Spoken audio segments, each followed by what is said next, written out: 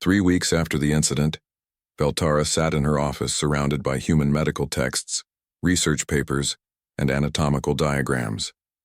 Her walls were covered with notes about human biology. Her colleagues had started calling her office the Human Museum because of how much information she had collected. She barely noticed. She was fascinated. Every day revealed something new and strange about humans. Just yesterday, she had learned that humans could survive for weeks without food but only days without water. Their bodies stored energy as fat, which could be used during starvation. Most species she knew could not do this. They either ate regularly or died quickly. Today she was researching human pain tolerance. The file said humans experience pain like other species, but they could often push through it using mental willpower alone. They could even train themselves to endure more pain than their bodies should allow. It was simultaneously impressive and concerning. A chime at her door interrupted her reading. "Come in," she called. Taeyang entered carrying his own data pad. "Good morning, doctor. I have reviewed your paper." "It is excellent." Veltara felt a surge of pride. "Really? You think it is ready for submission?" "Almost. I have a few suggestions for clarification, but the core research is sound. You have identified patterns in human biology that even many human doctors have not explicitly recognized. The way you connected our redundancy to our adaptation strategies is particularly insightful." He sat down across from her desk and pulled up his notes. "Here, in Section 3, you discuss human immune responses. You might want to add information about autoimmune disorders. Sometimes human immune systems attack the body itself, treating healthy tissue as a threat." "Your bodies attack themselves?"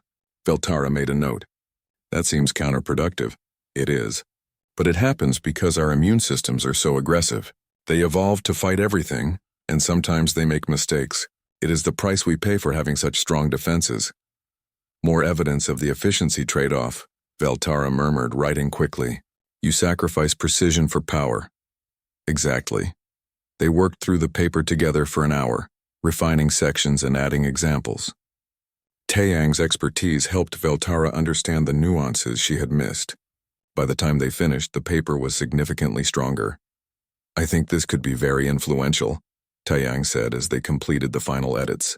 "Many species in the coalition have limited interaction with humans. Your paper could become a standard reference for xenobiologists and medical professionals." "I hope so," Veltara said. "Humans deserve to be understood properly, not just treated as strange curiosities." After Taeyang left, Veltara submitted her paper to the Galactic Medical Journal. Then she returned to her research. She had started a second project. This one focused on human healing processes. The data was remarkable. Humans could heal from injuries that would cripple most species. They could regrow skin over wounds. They could fuse broken bones back together, sometimes even stronger than before. They could survive burns, blood loss, and trauma that would kill more fragile species. Their bodies just kept fighting to survive no matter how damaged they became. A message appeared on her screen. It was from Hana, asking if Veltara wanted to join the human crew members for lunch. They had started inviting her to meals, teaching her about human food and culture. Veltara had initially declined, feeling awkward after the incident. But they had been persistent and kind, so she had started accepting. Today they were having something called pizza. Veltara had looked up the food in the database. It was bread covered with cheese, tomato sauce, and various toppings. It seemed strange, but humans insisted it was delicious. She arrived at the human crew quarters to find 6 humans gathered around a table. Hana, Jiho, Taeyang, and 3 others she had met recently. Yuna, a botanist, Minji, an engineer, and Daehyun, a navigator. "Dr. Veltara!" Yuna greeted her warmly. "Come sit. We saved you a slice with vegetables. Taeyang said you can digest plant matter safely." Veltara sat carefully examining the slice of pizza. It was very colorful, with red sauce, white cheese, and green vegetables. She took a cautious bite. It was surprisingly good. The flavors were strong and complex. "This is acceptable," she said, which made the humans laugh. High praise from a Xylothian, Jiho teased. "I read your paper," Minji said between bites of her own pizza. Taeyang shared it with us. "It is really good. You made us sound almost impressive." "You are impressive," Veltara said honestly. "I have been studying human biology for weeks now, and I am constantly amazed by what you can do." "Like what?" Daehyun asked, interested. Veltara pulled out her data pad, never far from her side these days. You want examples? Fine.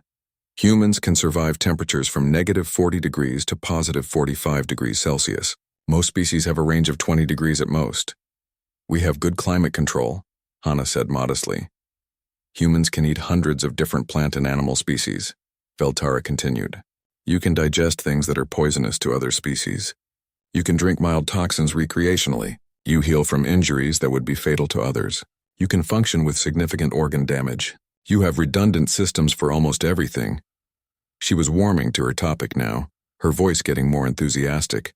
Your brains can rewire themselves after damage. Your bones can repair themselves. Your skin regenerates constantly.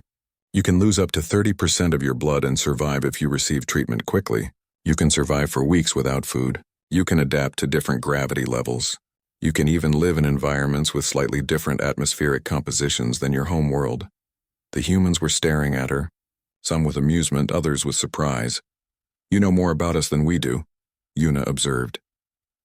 I am a xenobiologist now, Veltara said, a human specialist.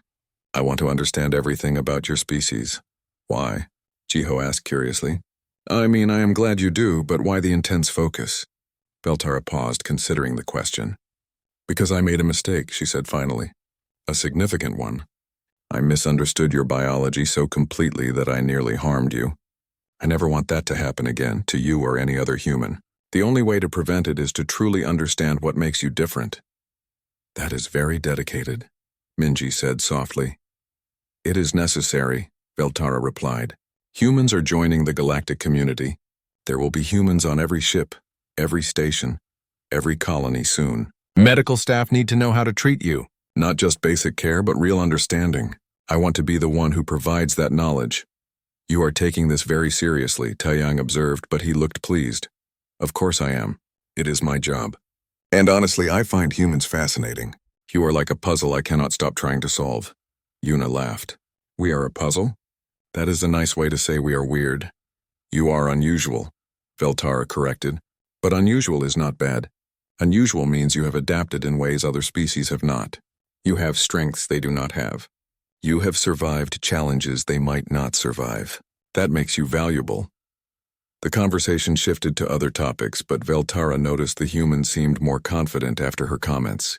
They sat straighter, smiled more. It pleased her that her research could help them feel appreciated rather than strange. After lunch, Veltara returned to her office to find a message waiting. Her paper had been fast-tracked for review due to its relevance to current galactic integration efforts. The journal editors wanted to publish it in the next issue, which would be distributed across the coalition in 2 weeks.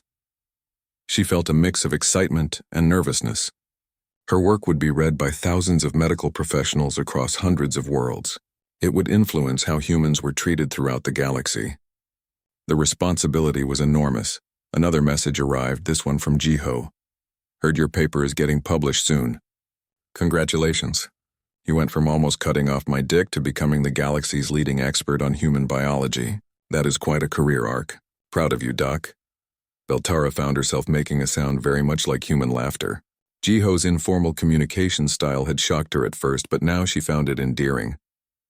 Humans were direct in ways that would be rude in many cultures, but they meant it affectionately. She spent the rest of the day preparing for the publication. She created supplementary materials, answering potential questions before they were asked. She compiled case studies, including Jiho's case with his permission, showing how misunderstanding human biology could lead to errors. She also started planning her next research project, human psychology and emotional processing. The way humans experienced and expressed emotions seemed deeply connected to their physical biology in ways she had never seen before. It warranted deeper study. As the day ended, Veltara looked around her office at all the information she had gathered. 3 weeks ago, she had been a confident doctor who thought she knew everything. Now she was a student again, learning about a species that challenged everything she thought she understood about biology. It was humbling. It was exciting. It was exactly what she needed. Her door chimed again. Hana appeared with another human, someone Veltara had not met before. Dr. Veltara, this is Sora. She just transferred to our ship. She has a question about her medical records and I thought you could help. Veltara gestured for them to enter. Veltara's blue skin paled again. Oh no. Oh yes, Jiho said, but he was smiling. Welcome to the story spread through the ship faster than Veltara thought possible. By the next morning, every crew member seemed to know about the incident. Some found it hilarious, others were sympathetic. A few alien crew members admitted they had wondered about human anatomy, but had been too polite to ask. Veltara walked through the corridors feeling like everyone was looking at her. They probably were. She had gone from being the respected chief medical officer to the doctor who almost performed surgery on healthy human genitals. It was mortifying, but it was also a learning opportunity. She kept telling herself that Dr. Taeyang had scheduled a formal presentation for the entire medical staff. He called it Understanding Human Biology, a comprehensive overview. Veltara had helped him prepare, and now they stood in the ship's main conference room waiting for everyone to arrive. The medical staff filed in slowly. Doctors, nurses, and technicians from 6 different species took their seats. Everyone looked curious. Some looked amused. Veltara tried to ignore the whispers. Thank you all for coming, Taeyang began, standing at the front of the room. A large display screen behind him showed the title of his presentation. Today we are going to discuss human biology in detail. Recent events have shown that even experienced medical professionals may not fully understand how humans work. A few people glanced at Veltara. She kept her face neutral. Humans are unusual, Taeyang continued. We evolved on a planet with specific challenges, and our biology reflects those challenges. Let me start with the most important point. Humans are built for redundancy and survival, not efficiency. He pulled up a diagram of the human body. Humans have 2 of almost everything. 2 eyes, 2 ears, 2 lungs, 2 kidneys, 2 ovaries or testicles. This is because we evolved in a dangerous environment. If one organ fails, we have a backup. But that must require more energy, one of the Vraxian doctors commented. More resources. It does, Taeyang agreed. Humans consume a lot of calories compared to similarly sized species. We need to eat frequently, but the advantage is durability. You can remove 1 human kidney and the person will survive just fine. You can destroy part of a human liver and it will grow back. We trade efficiency for resilience. Veltara found herself taking notes even though she had helped prepare this presentation. Hearing it explained formally made her understand it better. Now let us address the situation that brought us here today, Taeyang said, and Veltara tensed. Human reproductive anatomy is external and visible in males. This is unusual in the galaxy, but it is completely normal for us. He pulled up a detailed anatomical diagram. Several alien crew members leaned forward, studying it with interest. Veltara noticed she was not the only one who had not fully understood the human files. The external position serves a specific purpose, Taeyang explained. Temperature regulation for sperm production. The scrotum, this external sac, keeps the testicles about 2 degrees cooler than core body temperature. Additionally, the penis, the primary external organ, has the ability to change size dramatically based on blood flow. How dramatic? Asked Brixacor. It can increase in size by 3 to 5 times, Taeyang said calmly. Several alien crew members made sounds of surprise. One Fen medic asked through their translation device, "Is this not painful?" "No, it is a normal biological function," Taeyang assured them, "though it can be uncomfortable if it happens at inappropriate times, which it often does. The response is not always under conscious control." He moved on to the next slide. This brings us to an important point for medical staff. Human bodies respond involuntarily to many stimuli. We blush when embarrassed, sending blood to our face. We sweat when nervous or hot. We shiver when cold. We produce tears when sad or happy. Our hearts race when afraid. We cannot control these responses. Your bodies betray your emotions, Veltara observed. Exactly, Taeyang said. This can be embarrassing, but it also means our bodies are constantly adapting to our environment. We are very responsive to change. He clicked to the next slide, which showed human healing capabilities. Humans heal remarkably well from injuries. Broken bones can fuse back together. Cuts seal themselves. Even internal organs can regenerate to some degree. However, this healing requires significant energy and time. Injured humans need rest and extra nutrition. The presentation continued for another hour.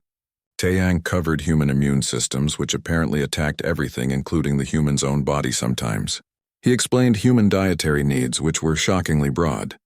Humans could eat plants, meat, fungi, and even some things that were mildly toxic to other species. Humans can drink ethanol, One of the nurses asked, shocked. The cleaning solvent. We call it alcohol, Taeyang said. And yes, in small amounts many humans drink it recreationally. In large amounts it is poisonous even to us, but our livers can process moderate quantities. You intentionally poison yourselves for fun? Brixcore looked confused. It is complicated, Taeyang admitted. Human culture is full of things that seem illogical but make sense to us. He moved to a slide about human senses.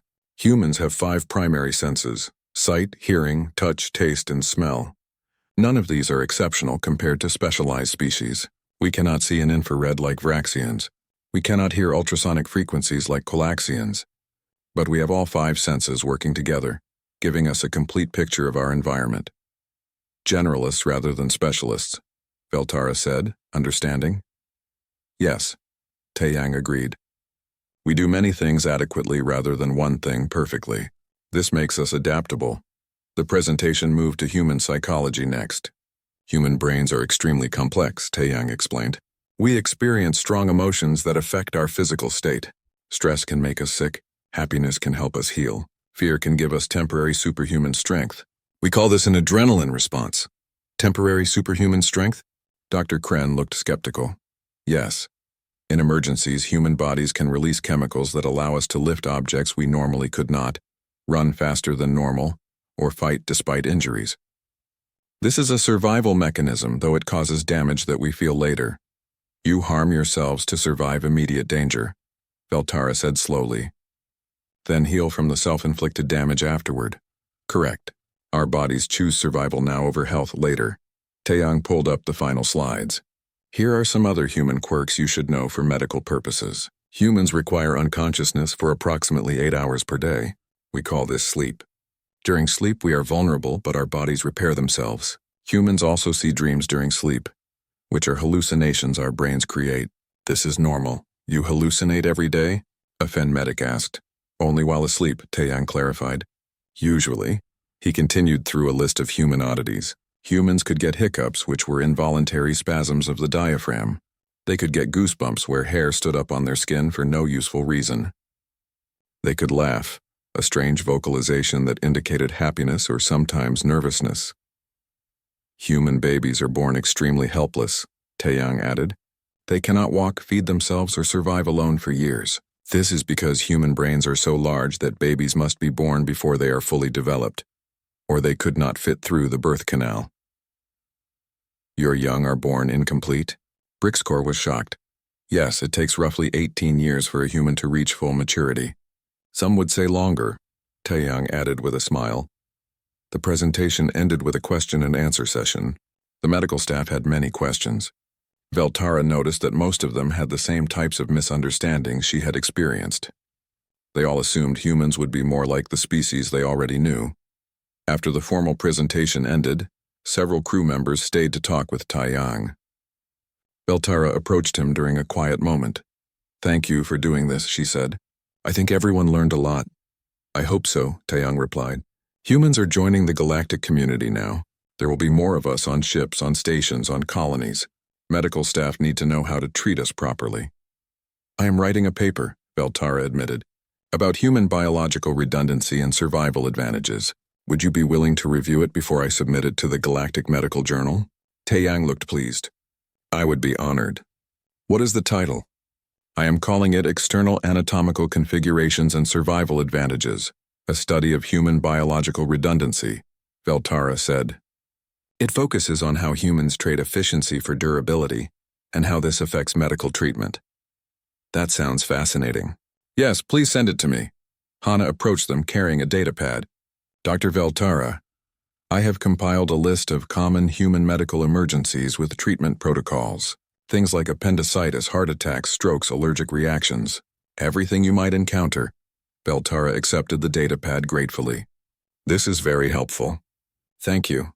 We want you to succeed, Hana said simply. You are a good doctor. You just needed better information about humans. Jiho appeared behind Hana, his arm still bandaged but otherwise looking healthy.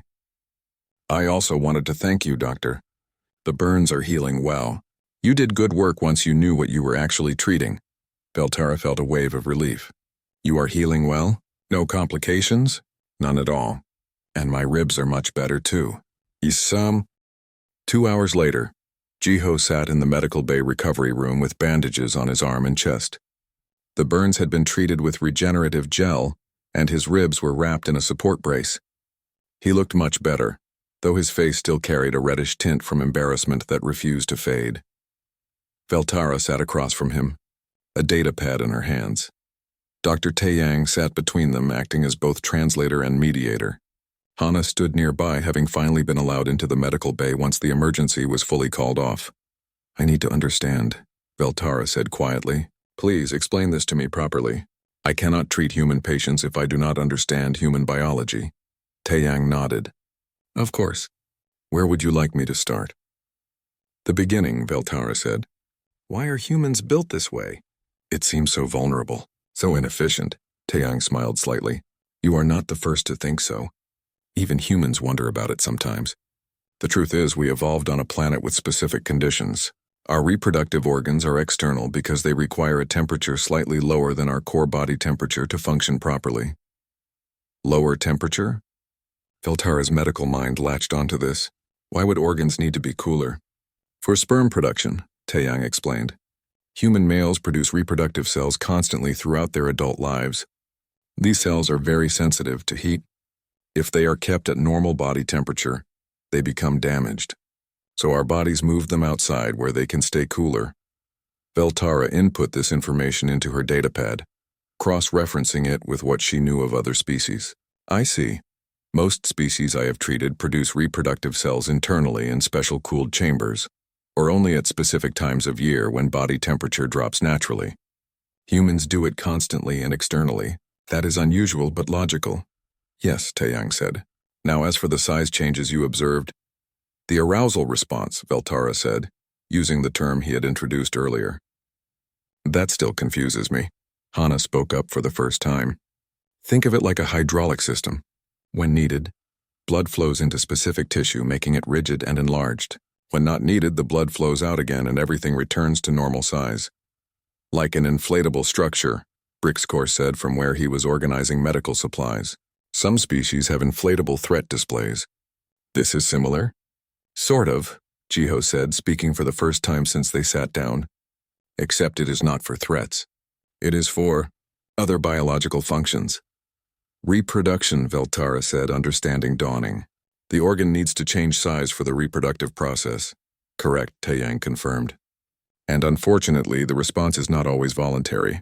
It can be triggered by stress, fear, temperature changes, or even random nerve signals.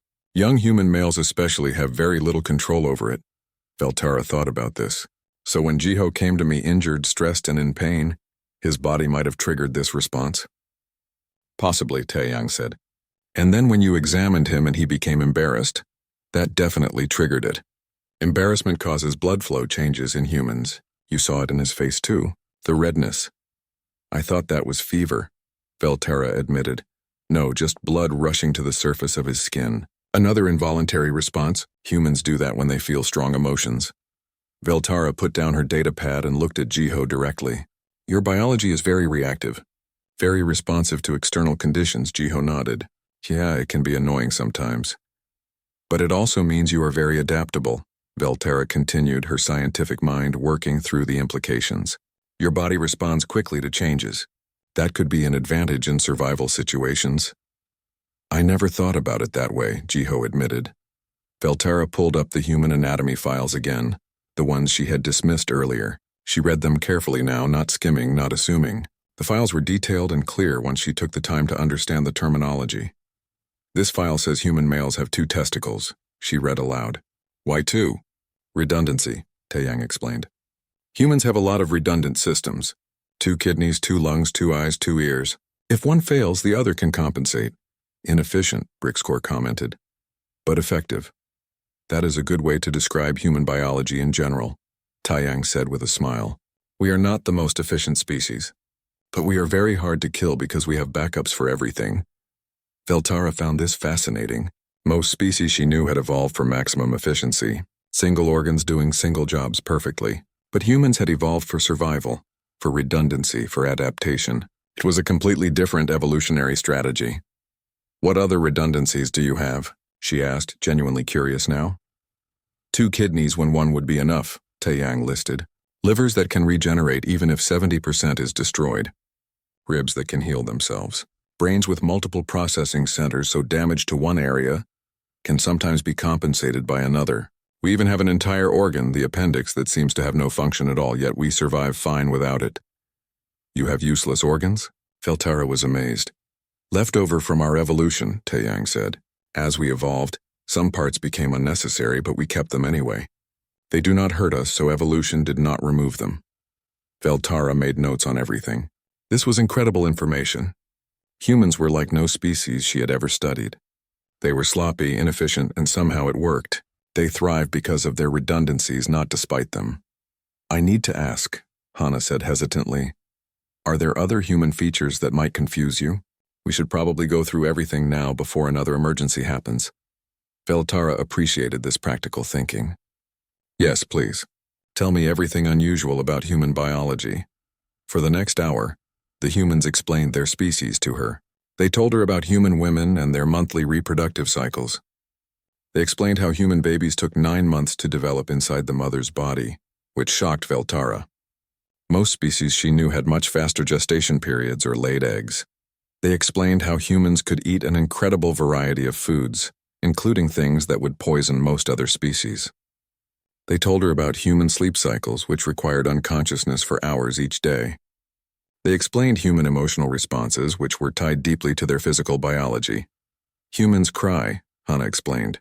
We produce salt water from our eyes when we are sad or sometimes when we are very happy. You leak fluids based on emotions? Veltara was writing everything down. Yes, we also sweat when we are hot or nervous. Water comes out through our skin to cool us down. Your body has built-in climate control, Brixcore observed. Through evaporation, clever. We can also vomit if we eat something bad, Jiho added. Our stomachs can forcibly expel poison. A defensive mechanism, Veltara noted. Useful. They continued through the list. Humans could heal from injuries that would kill most species. They could survive temperature ranges that would be fatal to others. They could even intentionally raise their body temperature to fight infections, something called a fever that Veltara had misdiagnosed earlier. So when I thought Jiho had a fever from infection, Veltara said slowly, he might have actually been generating heat to fight potential infection from his burns. Possibly, Taeyang confirmed. Human immune systems are very aggressive, sometimes too aggressive. We fight our own bodies as much as we fight external threats. Veltara sat back, overwhelmed by information. Humans were incredible. They were messy and complicated and redundant, and somehow it all worked together to create a species that could survive almost anything. I understand now why humans were successful enough to reach space, she said quietly. You are built to survive. We are built to survive and keep trying, Jiho said. Even when things go wrong, we have backups. Even when we fail, we learn and try again. Veltara thought about her own failure today. She had misdiagnosed, nearly harmed a patient, and embarrassed both Jiho and herself. But she had stopped, listened, and learned. Maybe she was thinking like a human now. I want to study human medicine properly, she announced. Not just read files, but truly understand. Will you help me? The 3 humans exchanged looks. Then Hana smiled. Of course. We want the medical staff to know how to treat us properly. It is in everyone's best interest. I will create a training program, Taeyang offered, complete with diagrams, examples, and common human medical emergencies. And I will be your test subject, Jiho said with a slight smile. Apparently I am very good at being a medical example. Even if it is embarrassing, Veltara felt grateful and humbled. These humans could have been angry with her. They could have filed complaints. Instead, they were offering to help her become better. Thank you, she said sincerely. I will not waste this opportunity. I will become an expert in human medicine. I promise you that. We believe you, Hana said warmly. Veltara looked at Jiho one more time. And I am truly sorry about today. You deserved better care. Jiho shrugged, then winced as his broken ribs reminded him not to make sudden movements. It makes a good story, at least. Wait until the other humans on the ship hear about this. I will never live it down. Perhaps we can keep it confidential, Veltara suggested hopefully. All 3 humans laughed. Too late, Hana said. Everyone in the crew already knows. The emergency alarm went through the whole ship. People have been messaging me asking what happened. The medical bay had become a scene of controlled chaos. Veltara worked quickly, her hands steady despite her growing concern. She had called in her entire medical team. 3 more doctors and 2 nurses now surrounded the examination table where Jiho lay, looking like he wanted to disappear into the floor. Vital signs? Veltara asked. Heart rate elevated, one of her nurses reported. Blood pressure high. Temperature rising. Veltara nodded grimly. The infection or whatever this was seemed to be spreading. She held the anti-inflammatory injector in her hand, ready to administer it. But something made her hesitate.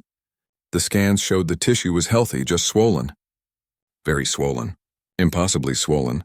Wait, said Dr. Kren, another member of her team. He was a Vraxian, with green scales and excellent diagnostic skills. Look at the cellular structure. There is no sign of infection. No bacteria, no viruses, no foreign bodies. The tissue is completely healthy. Then why is it so inflamed? Veltara demanded. Kren shook his head slowly. I do not know. It makes no sense. Outside the sealed medical bay, Hana was still trying to get their attention. She had been joined by another human, a male wearing a science officer uniform. Together they were banging on the door and shouting. Their voices came through the communication system as muffled sounds. Should we let them in? Brixcor asked. No, Veltara said firmly. Not until we know what we are dealing with. If this is a new human disease, we cannot risk contamination spreading through the ship. Jiho spoke up from the table, his voice strained. It's not a disease. If you would just listen. Your face is very red, Veltara interrupted, concerned. The fever is spreading. We need to cool you down. She motioned to one of the nurses. Bring the cooling chamber. We need to lower his body temperature immediately. I don't have a fever, Jiho protested, but Veltara was not listening. She was studying the scans again, trying to understand what she was seeing. The inflamed area was located exactly where the files said human reproductive organs should be. But the files had been so vague, so poorly translated. They mentioned something called testicles and a penis, but the descriptions made no sense. The translator kept rendering the words as external seed pods and fluid delivery appendage, which sounded more like plant biology than animal anatomy. Brixcor, Veltara said. Pull up the complete human anatomy file. Everything we have. Her assistant worked at the terminal, pulling up file after file. Most of them were technical documents from Earth's medical databases, translated into Galactic Standard. The problem was that many of the terms had no equivalent in other languages. The computer had done its best, but the results were confusing. Here, Brixcor said, pointing to a diagram. This shows male human anatomy. It says they have external reproductive organs that hang outside the body. Veltara stared at the diagram. It looked wrong. It looked impossible. No species she knew of had organs that just hung there exposed to the elements. It was inefficient. It was vulnerable. It was ridiculous. This must be an error, she said. No species would evolve like that. But Doctor, Kren said quietly, what if it is true? What if humans really are built this way? Then why would the swelling be so extreme? Veltara countered. Look at the scan. This is far larger than the diagram shows. This must be abnormal even for humans. On the table, Jiho had covered his face with his hands. He was making a sound between a laugh and a cry. Veltara thought he might be having a breakdown from the pain and stress. The communication panel beeped. The human nurse, Hana, was using the emergency override channel. Her voice came through clearly now. Dr. Veltara, please, you have to stop. There is nothing wrong with Jiho. I am sorry, but I cannot take that risk, Veltara replied through the panel. The scans clearly show severe inflammation. As a medical professional, you should understand, it's not inflammation. Hana's voice was desperate. It's normal.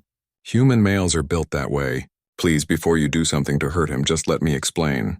Veltara paused. The human nurse sounded sincere, not panicked. She sounded like she truly believed what she was saying. But how could this be normal? I am looking at the anatomy files now, Veltara said. They do not match what I am seeing on my scans. Because he has an erection. Hana shouted through the communication panel.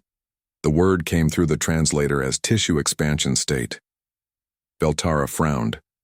What did that mean? A what? She asked. There was a long pause. Then Hana's voice came back, slower and more careful. Human males have tissue that fills with blood and expands when they are nervous or scared or other reasons. It is normal. It is temporary. It will go away on its own if you just leave him alone. Veltara looked at the scans again with new eyes. Tissue that fills with blood. Temporary expansion. That would explain the heat signature. Blood was warm. That would explain why the tissue looked healthy. It was healthy. But why would an organ do that? Veltara asked, genuinely confused. What is the purpose? Another long pause. Then the male human outside spoke up. Doctor, my name is Tae Yang. I am a xenobiologist. I specialize in human biology. Please let me come in and explain. You are not wrong to be concerned, but you are misunderstanding what you are seeing. A xenobiologist who specialized in human biology. That would be useful. Veltara looked at her team, then at Jiho on the table. The human looked completely mortified, his face still red, but maybe not from fever. Fine, Veltara said. But just you, Dr. Taeyang, and you must wear protective gear. She pressed the button to open the medical bay door. The contamination field dropped. Hana immediately tried to rush in, but Taeyang held her back. I will handle this, he told her gently. Then he stepped into the medical bay. Taeyang was older than most of the human crew, with gray streaks in his black hair. He wore glasses, a human vision correction device. He nodded politely to Veltara and her team, then walked directly to the examination table. Jiho, he said kindly. I am sorry about this. This must be very embarrassing for you. Jiho just groaned. Taeyang turned to Veltara. Doctor, you are not wrong to be concerned when you see something unusual. That shows you care about your patients. But I promise you, what you are seeing is normal human male anatomy in a state of arousal. Arousal? Veltara repeated. The translator was not helping.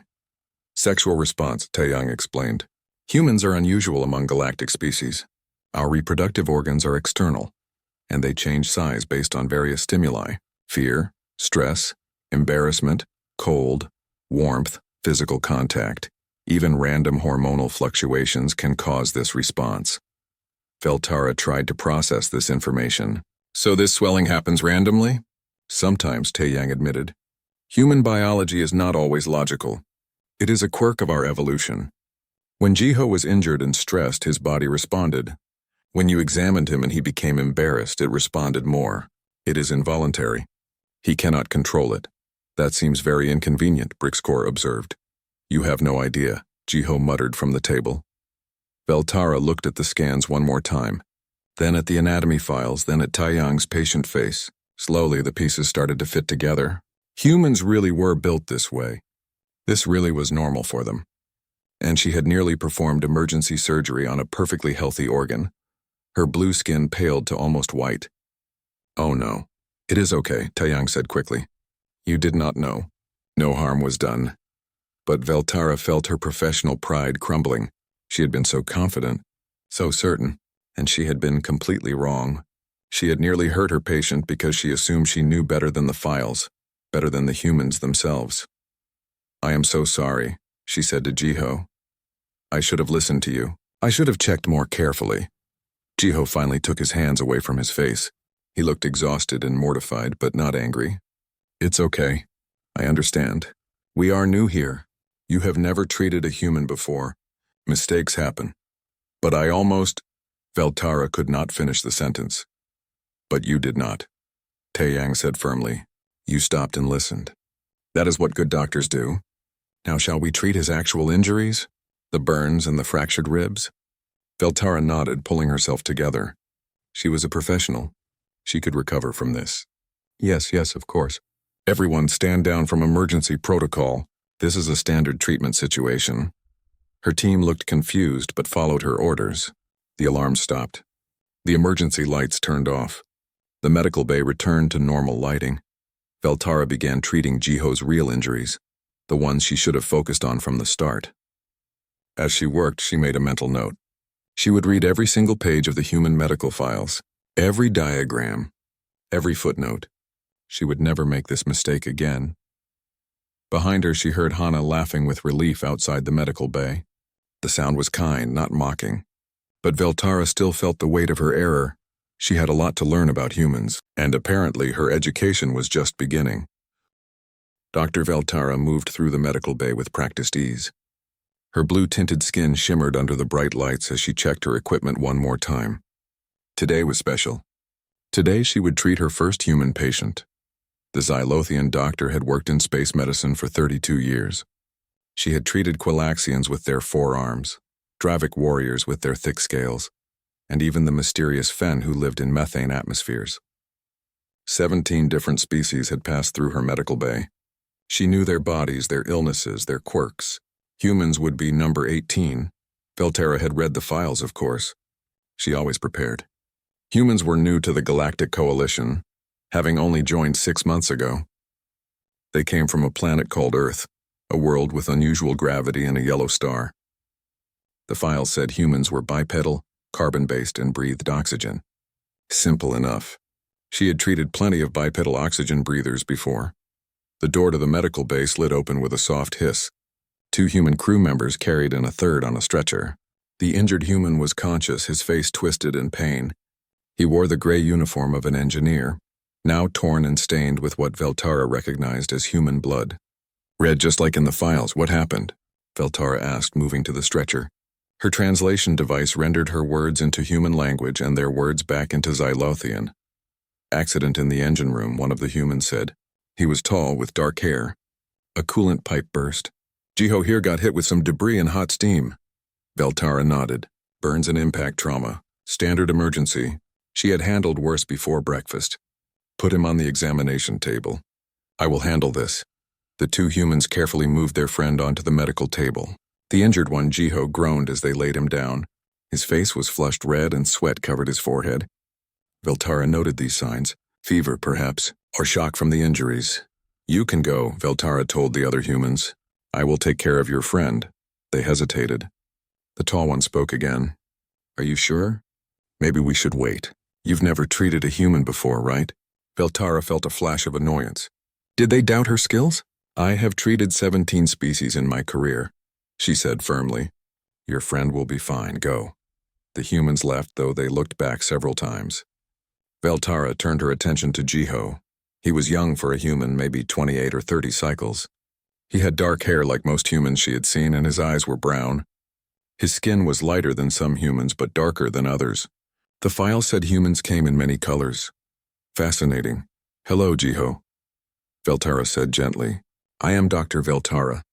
I will treat your injuries. Can you tell me where you hurt?" Jiho's face got even more red, strange. "My arm," he said, his voice tight, "and my chest. The steam burned me, and I think I hit my leg when I fell." Veltara activated her medical scanner, a device that could read body temperature, detect fractures, and identify tissue damage. She passed it over Jiho's body, starting at his head and moving down. The scanner beeped softly as it collected data. Burns on the right arm. 2nd degree. Bruising on the chest. Minor fracture in 2 ribs. All standard, all treatable. Veltara felt confident. This was routine work. Then the scanner passed over Jiho's lower body and everything changed. The device screamed an alarm. Red lights flashed across the display. Veltara's eyes widened as she read the data. Severe swelling in the pelvic region. Extreme inflammation. Heat signatures far above normal body temperature. Irregular tissue formations that looked almost like growths. "By the stars," Veltara whispered. This was serious. This was critical. Jiho tried to sit up. "Wait, it's not. Lie down," Veltara commanded. "Do not move. You have severe inflammation in your lower region. This could be a serious infection or internal injury." "No, you don't understand," Jiho started, but Veltara was already moving. She hit the emergency button on the wall. Alarms blared through the medical bay. Within seconds, her assistant Brixcor rushed through the door. The Quilaxian's 4 arms moved in agitation. "What is the emergency?" Brixcor asked. "Look at this," Veltara said, pointing to the scanner display. "The human has massive inflammation in the pelvic area. The tissue readings are completely abnormal. I think he might have internal bleeding or a severe infection we did not detect initially." Brixcor's 3 eyes blinked in sequence as he studied the data. "This is very bad. Should we prepare for surgery?" "Not yet. First, we scan more carefully, get the deep tissue scanner, and prepare the anti-inflammatory compounds. We need to reduce this swelling before it gets worse." Jiho was talking again, his face now completely red. "Please listen to me. There's nothing wrong. It's just, shh, save your strength, Veltara said soothingly. She thought the human was in denial, possibly delirious from pain. We will fix this. You are safe here. Brixacor brought the deep tissue scanner, a larger device that could see inside the body without cutting. Veltara positioned it over Jiho's lower region, while her assistant prepared cooling gels and anti-inflammatory injections. The deep scan confirmed her fears. The swelling was not going down.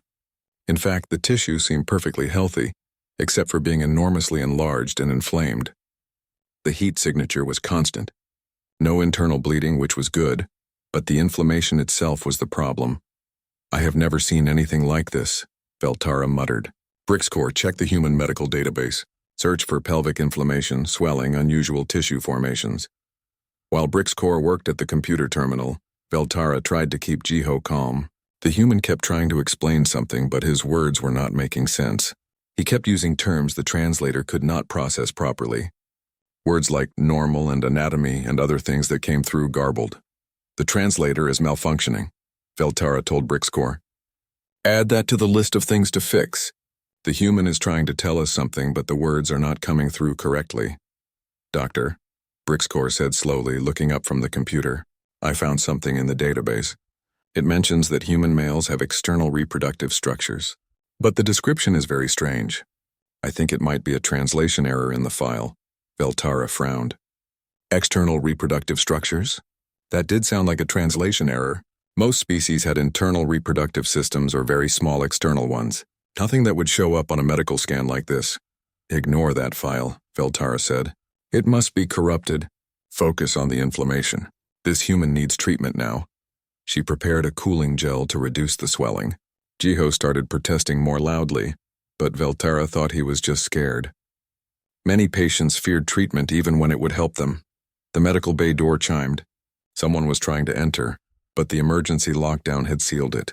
Veltara checked the security camera and saw another human outside. A female wearing a medical uniform. She was shouting something and waving her arms frantically. Who is that? Veltara asked. That is Hana, Brixacor said, checking the crew roster. She is the human nurse on this ship. She probably heard the emergency alarm. Tell her we have everything under control, Veltara said. We cannot break contamination protocol. Brixacor spoke into the communication panel, but the human nurse only shouted louder. Through the thick glass of the viewing window, Veltara could see Hana's face. She looked horrified and was pointing at Jiho while shaking her head. What was wrong with these humans? Did they not trust her medical skills? Veltara had saved countless lives. She would save Jiho too, despite this mysterious inflammation. She was a professional. She would not fail her first human patient. Veltara turned back to Jiho with determination. Do not worry, she told him. I will cure this inflammation. You will be healthy again soon. Jiho closed his eyes and made a sound like a groan. Veltara interpreted this as pain. Yes, the inflammation must hurt terribly. She had to work fast. She reached for the anti-inflammatory injector, ready to save her patient's life.